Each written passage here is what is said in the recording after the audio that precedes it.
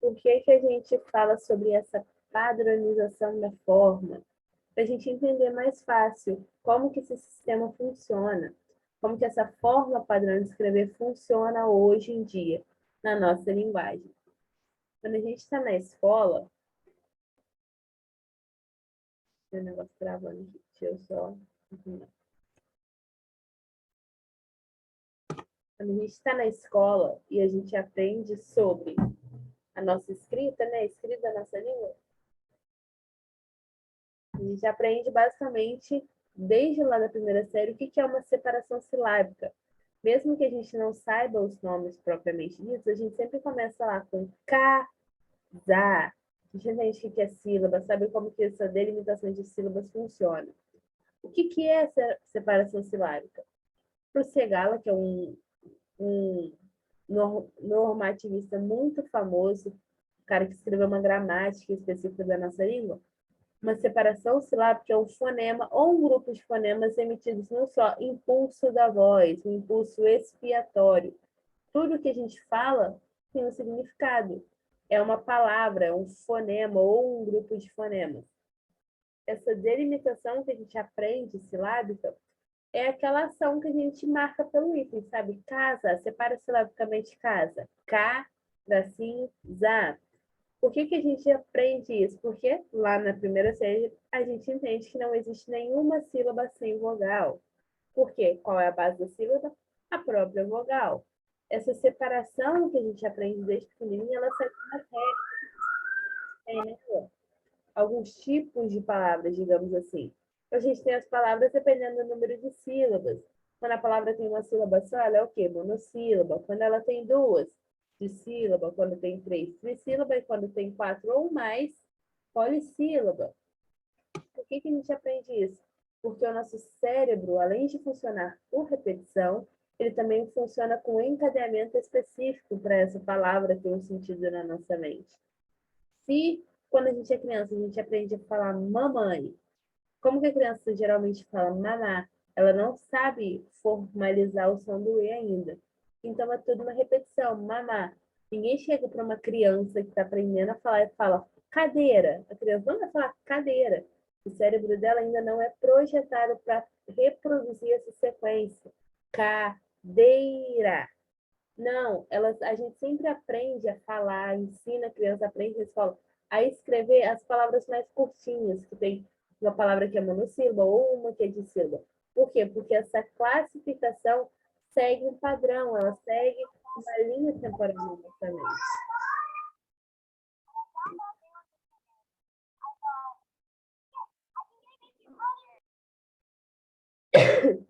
Na nossa linguagem, a gente tem, além da separação silábica, a gente vê também na ortografia a questão de acentuação.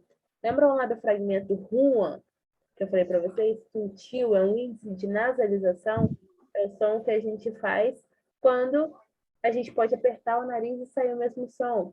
O que isso significa? Que hoje nós temos alguns tipos de acentos ou de índices ou marcas gráficas que nos mostram se uma palavra tem um acento agudo, se ela tem um acento grave, que é uma crase, ou se ela tem um índice de nasalização. Como que a gente também pode ver isso? Com acentuação tônica. O que é o acento tônico? É aquele acento chamado, aquele som que tem a palavra que é o som chamado. Geralmente vem grafado por um acento, mas se não vier um acento, a gente chama, canta essa palavra e a gente vai achar a sílaba mais forte. Janela, não tem acento, mas como que a gente canta janela? Como que a gente chama janela? Janela! Qual que é o acento tônico? O né, aquele que eu pronuncio por maior tempo, a sílaba mais forte. A gente tem essa frase aí, a sábia sabiá sabia cantar. Se eu colocasse para vocês sábia e sabiá sem acento, todo mundo leria a sabia, sabia, sabia cantar. Mas nós, que temos um cérebro já pré-formado para entender a acentuação, a gente sabe que, dependendo da posição do acento ou da falta dele, essa palavra que tem a mesma grafia tem significados diferentes. Um exemplo, sábia, a gente sabe que é o feminino de sábio. A gente sabe que sabiá é uma espécie de pássaro. E que sabia é uma forma conjugada do verbo saber. Todas têm a mesma estrutura, mas dependendo do acento de cada uma, a significação muda. Em que campo da linguagem que a gente estuda isso? Na ortografia. Por quê? Porque a gente consegue classificar essas palavras, sabe a entonação dessas palavras, sabe o sentido dessas palavras através desses tipos de acento. Como que a gente consegue classificar as palavras na nossa separação silábica ou na nossa ortografia? Toda vez que a gente for classificar uma palavra, é aquele básico que a gente aprende na escola, a gente conta as sílabas de trás para frente. Por quê? A gente vai saber essa classificação baseada na posição da sílaba tônica. Se a sílaba tônica vier na última sílaba, a gente tem aí oxítona. Se ela vier na penúltima sílaba, a gente tem paroxítona. Se ela vier na antepenúltima sílaba, a gente tem a proparoxítona. É o básico que a gente aprende na escola. Com a nova regra ortográfica, a gente tem algumas regrinhas básicas. Eu coloquei no slide a nível de conhecimento, mas a gente não vai se aprofundar muito nisso, porque não entra tanto no nosso campo semântico, digamos assim. Nós temos 3 regras básicas para as oxítonas. Elas só são acentuadas se elas forem terminadas em a, e ou em, e se elas forem terminadas em ditongo aberto. Chapéu, troféu, Niterói. E as formas verbais que têm os pronomes. Formá-la, vendê-lo, a gente mantém o acento. Regras básicas dos oxítonas. Nas paroxítonas, a gente não acentua as que terminam em a, e ou em, plateia, enjoo. A gente também não acentua as terminadas em ditongo aberto, heróico, androide. Eita, faltou um R aqui.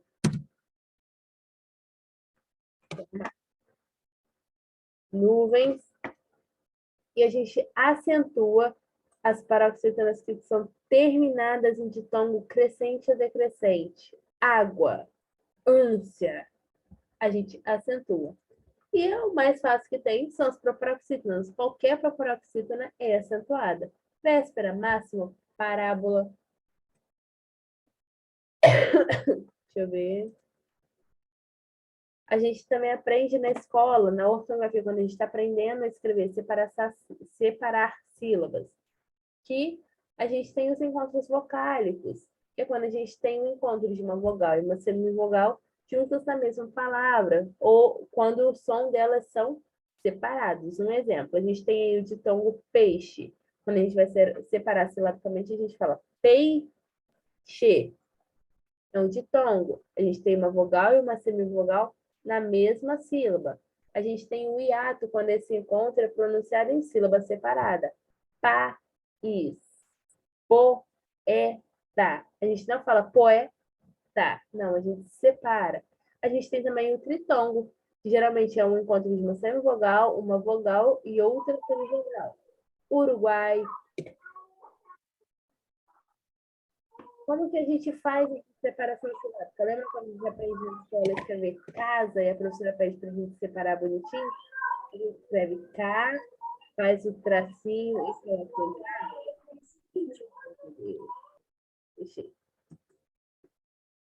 Por quê? Por que a gente tem esse traço?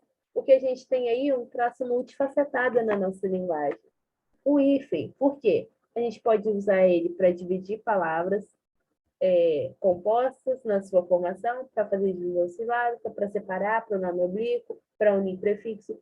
Ele é um tipo de pontuação, digamos assim, que ele é muito usado na nossa língua, ele é muito visto também. E a gente também tem umas regrinhas básicas para usar o hífen.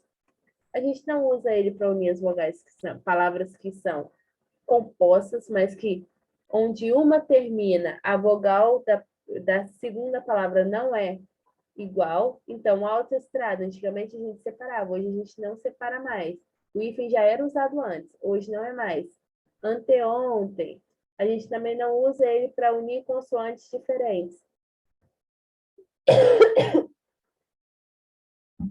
Hipermercado, super econômico, quando a primeira palavra termina com uma consoante que é diferente da que começa a segunda palavra, a gente une, não usa mais o hífen. A gente também não usa ele para unir consoantes que têm palavras que terminam em consoante, a segunda palavra viria com vogal. Hiperativo, interescolar. A gente continua escrevendo junto. A gente só usa o hífen para separar palavras onde a primeira termina com uma vogal que é a mesma que começa a segunda palavra. Micro-ondas, contra-ataque. Quando a gente também quer separar consoantes iguais, quando a primeira palavra termina com uma consoante que é a mesma que vai iniciar a segunda palavra. Super romântico, hiperresistente. E também quando a gente tem os tipos de prefixo, pró, pré e pós.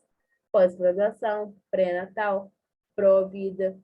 Onde que a gente também vê o hífen, né? Translineação. O que é a translineação? Lembra quando a gente está aprendendo a escrever na escola e a professora fala que quando uma palavra não couber toda numa linha, a gente precisa terminar de escrever ela na outra linha. A gente tem o costume de fazer um risco embaixo da palavra. É errado. O certo é fazer um risco na lateral da palavra. Aí sim a gente entende que essa palavra está sendo translineada. Está escrito um pedaço numa linha e outro pedaço na outra.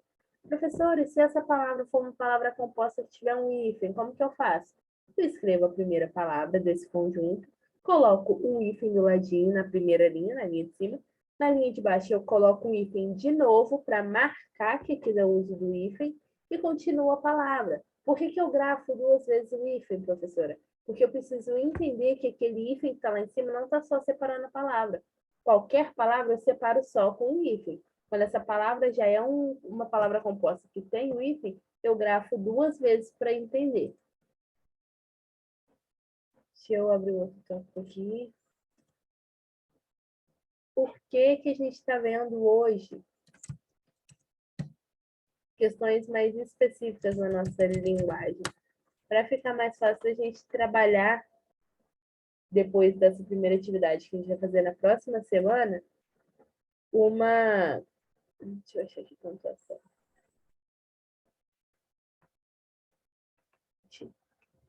Para a gente chegar no final dos nossos tópicos, né, com gêneros textuais, a gente vai saber entender, vai ler melhor os textos, porque a gente precisa desses suportes, digamos assim. Quando a gente sabe escrever muito bem, a gente sabe se portar muito bem diante de um texto, é mais fácil da gente entender, da gente neutralizar qualquer coisa que possa inferir o significado desse texto para a gente. Lembra quando a gente falou que a língua falada ela é espontânea, ela acontece, diferente da língua escrita, que ela precisa manter um ordenamento, precisa manter uma sequência para fazer um sentido melhor? Por quê? A gente vê ortografia, acentuação, para a gente entender como que a língua escrita precisa ser tratada. Se na língua falada a gente tem tom de voz, tem mímica, tem feição, tem expressão corporal, na falada não, como que eu vou passar isso para a língua escrita? Se eu tenho tudo isso na falada? Através da acentuação correta, através da pontuação correta. Por que a gente está vendo de novo pontuação? Porque se vocês forem fazer um concurso, provavelmente em um concurso de 2 ou 3 questões são sobre pontuação. É uma coisa que é muito cobrada em redação em qualquer tipo de concurso, e se a gente utiliza a pontuação errada, já são pontos que a gente vai perdendo. Por que a gente, eu pelo menos, tenho alunos que odeiam estudar pontuação, porque eles falam, a minha professora ficava gritando, ponto final, ponto final, ponto final. É uma pergunta, interrogação, porque isso faz falta na língua escrita. Vocês já devem ter passado pela ocasião de receber uma mensagem de uma pessoa que ia ser uma pergunta e não vir grafado com ponto de interrogação. E o que a gente faz? Responde como se fosse apenas uma afirmação. É muito comum a gente não utilizar pontuação na língua escrita. Já era antes da era tecnológica. Hoje em dia, então, piorou. Eu já corrigi redação de alunos que, primeiro, não tinha início de parágrafo, era tudo escrito da mesma forma, no mesmo padrão na folha, e eu não sabia onde terminava o parágrafo, porque não tinha ponto final e não tinha frase iniciando com a letra maiúscula. Olha como que o conhecimento básico que a gente aprende na escola influencia hoje em dia. Lembram quando eu falei que pontuação, erros de português são muito comuns na hora de eliminar pré-candidatos a vagas específicas em entrevistas de emprego, antes da entrevista de emprego? Por quê? Na maioria das vezes, até no nosso próprio currículo, a gente escreve de uma maneira feia, de uma maneira que não é muito rebuscada.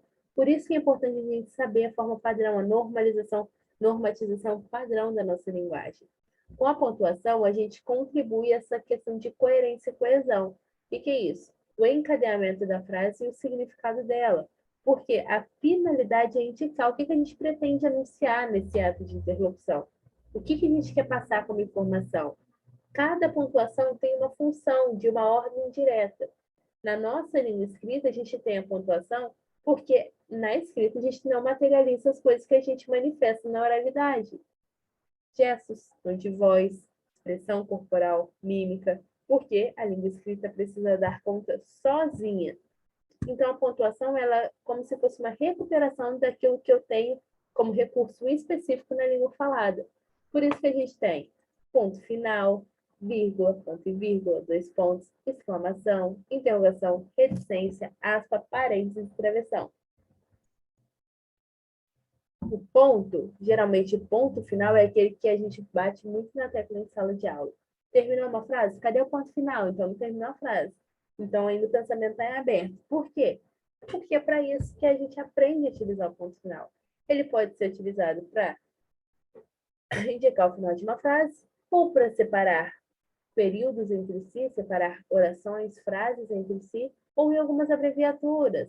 Avenida, ponto. A gente não escreve avenida inteiro, ponto. A gente coloca AV, ponto. Vossa Excelência. Toda vez que ele vier depois de uma palavra, ele é para fechar essa ideia, indicar o final de uma frase ou de uma palavra declarativa. O ponto e a vírgula, ele separa várias orações dentro de uma mesma frase e separa também uma relação de elementos. Às vezes a gente confunde um pouco ele. Por quê?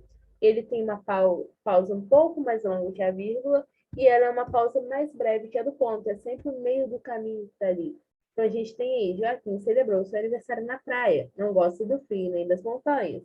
Não são duas frases separadas, só que ao mesmo tempo são lidas juntos. Eu não preciso falar, Joaquim separou seu aniversário na praia, porque Joaquim não gosta do frio nem das montanhas.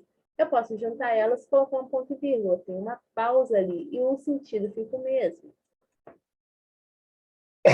A gente tem também os dois pontos, que eles são utilizados tanto para indicar a fala de personagem, geralmente num texto, quando a gente quer indicar uma fala, a gente termina a primeira frase antes da fala com dois pontos, antes de aposto, ou oração positiva, ou uma enumeração, ou uma sequência de palavras que explicam ou resumem algumas ideias.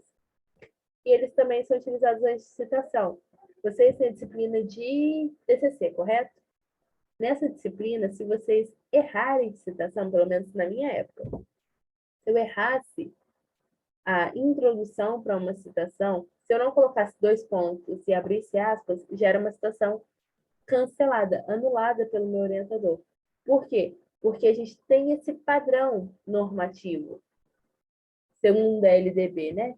Que a gente tem que ter um padrão normativo para os trabalhos de conclusão de curso. Então, as citações precisam vir estritamente assim. Como já dizia fulano, dois pontos, abre aspas, faz a citação, fecha aspas. Porque esses dois pontos introduzem essa citação.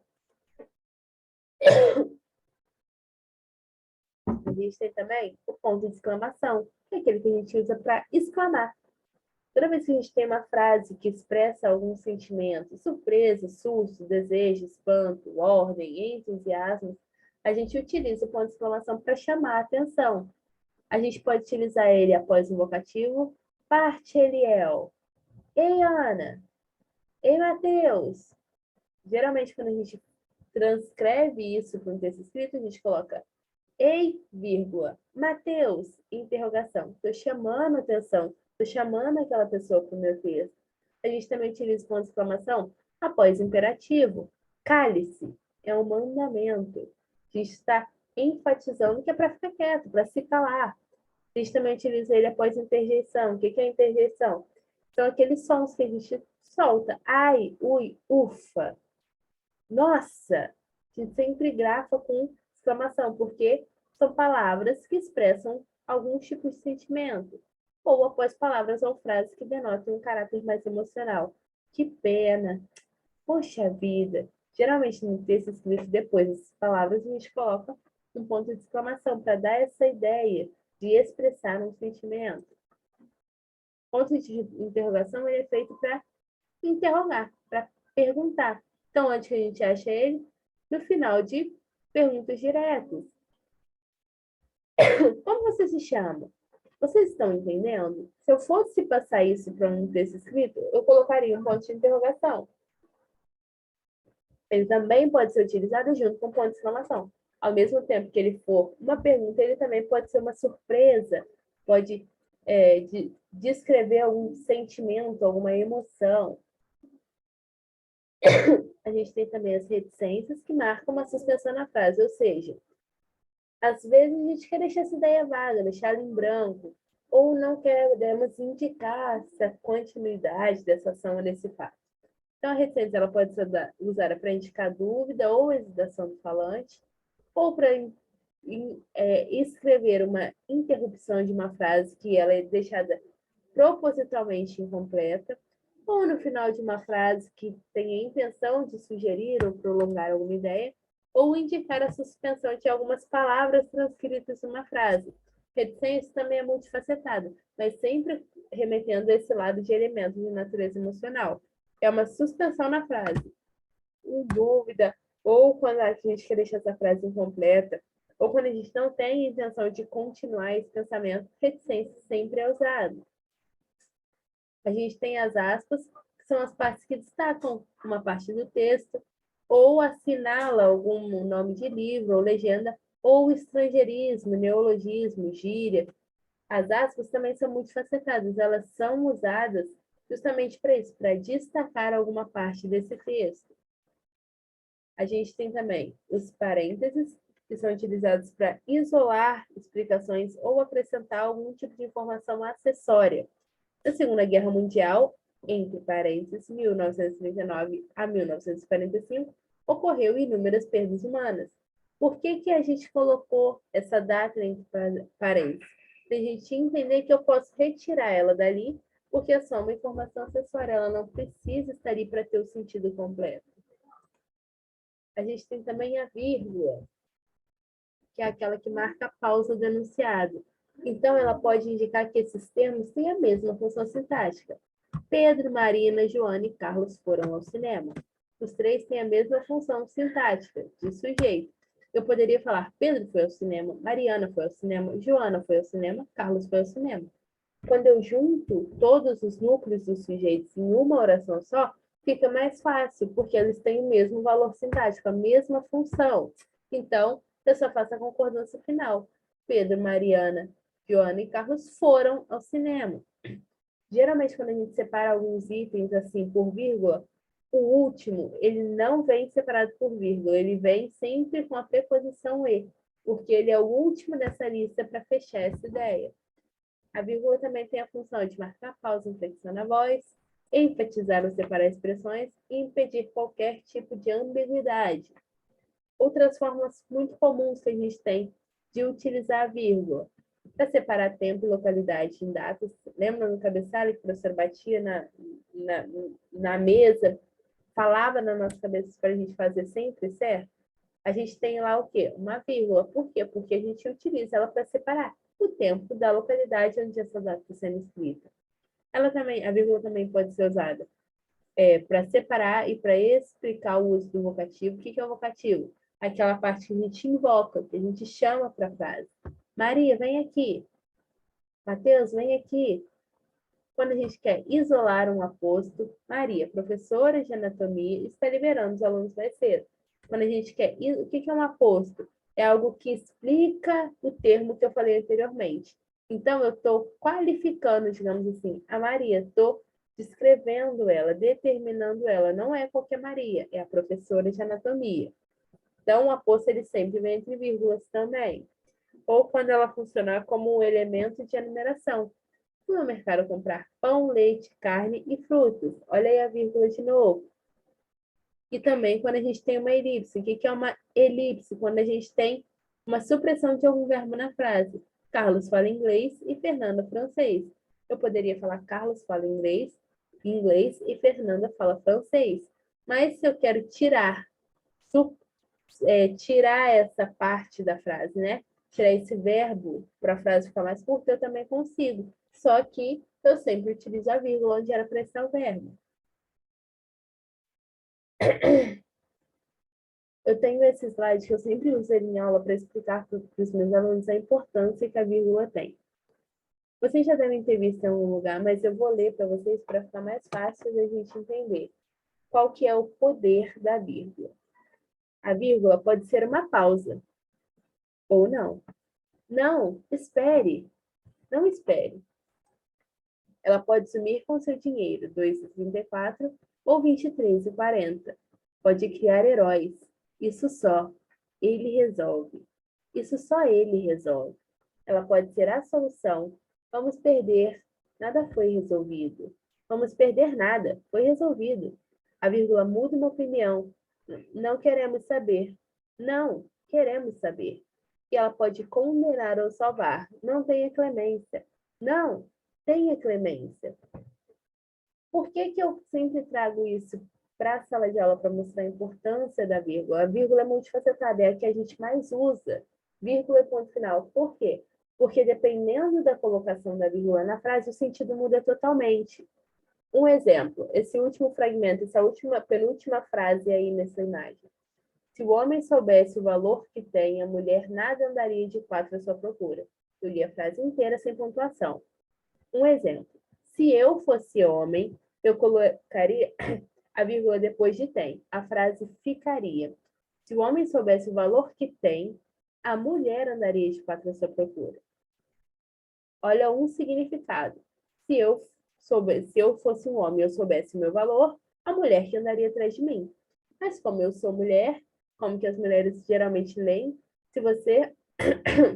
se o homem soubesse o valor que tem a mulher, andaria de 4 à sua procura. Quem está se beneficiando agora? A mulher. Eu só troquei a posição da vírgula. O sentido da frase totalmente muda. Por que a gente está fechando a aula de hoje falando sobre pontuação? Porque a gente está vendo hoje a linguagem escrita. Por que a linguagem escrita ela tem alguns recursos, pede esses recursos de pontuação, de separação silábica? Porque a gente precisa da pontuação na escrita para auxiliar as intenções que a gente tem na fala. As coisas que a gente consegue inferir na fala são diferentes, porque na fala a gente tem um jogo fisionômico, tem um leque muito maior para utilizar.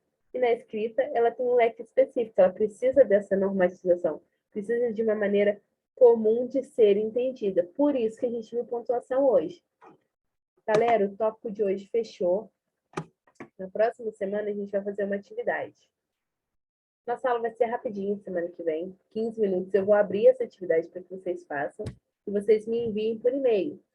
Será uma atividade com valor de 10 pontos. Eu vou passar um e-mail bonitinho específico para vocês me enviarem. Vocês vão ter uma data limite para me entregar para a atividade valer o valor total. Observação. Quem não fizer vai ficar sem ponto no final do mês, dependendo do valor da prova, né? Se não fizer também a segunda, pode ficar de recuperação. Qual que é o meu intuito aqui com vocês? Que a gente trabalha a língua portuguesa de uma maneira muito dinâmica, muito fácil. Então, eu peço encarecidamente para que vocês tentem ao máximo não ficar sem mandar as atividades da minha disciplina. Na próxima semana eu vou explicar certinho. Mas eu só estou lembrando vocês porque eu acabei de entregar o diário de uma turma e 8 alunos ficaram por bobeira, por questão de décimos, 3, 4 pontos de recuperação comigo, fora da média. Por quê? Porque não fizeram uma das atividades. Então, o que a gente vai fazer? Vou fazer uma atividade bem tranquila para vocês. Vocês vão poder fazer com consulta, cada um fazendo a sua, só que, como eu não estou em sala de aula para ver como vocês escrevem, como vocês falam geralmente dentro da sala de aula, o meu intuito é perceber isso na escrita de vocês. O trabalho é um trabalho muito tranquilo, são questões, já está pronto. São questões muito fáceis de serem entendidas, mas eu preciso saber como vocês escrevem.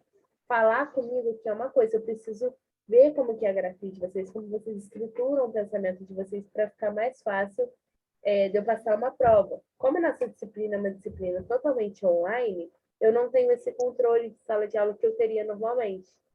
Ok? Alguém tem alguma dúvida sobre a aula de hoje? Tem não, professor. Para mim está tranquilo. Mais alguém? Não, tranquilo. Ok, então. Eu vou liberar vocês e eu vou mandar o material agora para vocês no grupo e eu vou subir na plataforma também, ok? Ok, professor. A gente se vê na próxima aula, então. Por favor, avisem. Eu não sei quantos alunos tem na turma de vocês, porque eu não tenho diário. Mas avisem a turma no decorrer da próxima semana que a gente vai ter uma atividade valendo nota, por favor. Para eu não ficar relembrando no grupo todo dia, ok? Ok, professor. Obrigado aí. Boa noite para você. Para vocês também, gente. Muito obrigada. Tchau, boa noite. Boa noite. Bom descanso para vocês. Bom final de semana. Igualmente, professor. Um abraço. Tchau, tchau.